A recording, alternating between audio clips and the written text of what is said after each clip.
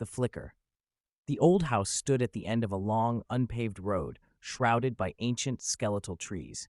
Elias had inherited it from a great aunt he'd never met, and the moment he stepped inside, a heavy, cold stillness settled on him. He was in the dusty, cavernous living room when it started. The single, bare light bulb hanging from the ceiling flickered, just once. Elias dismissed it as old wiring. He spent the first night trying to sleep on a moth-eaten sofa.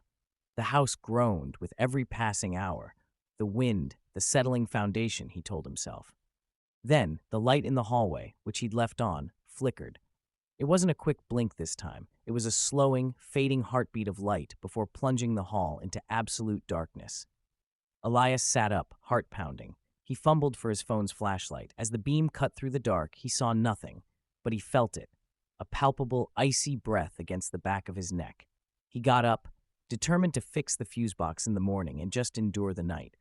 He started toward the hallway, his phone light bobbing nervously. Just before he reached the threshold, the light in the living room flickered.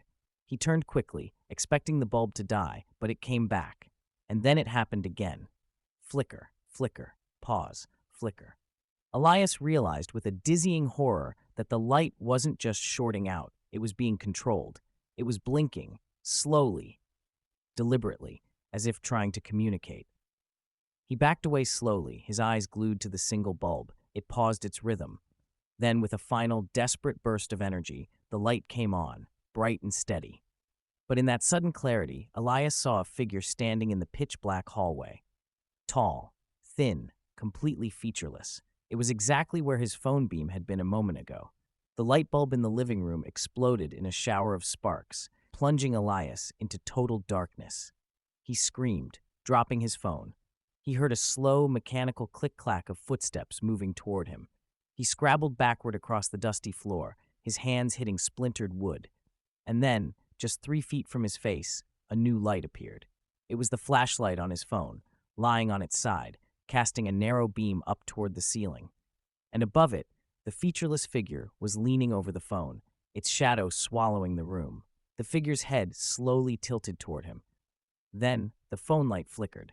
Flicker, pause, flicker, flicker, flicker, flicker. The rhythmic blinking continued until the battery finally died, and the silence that followed was broken only by a low, rasping breath directly over Elias.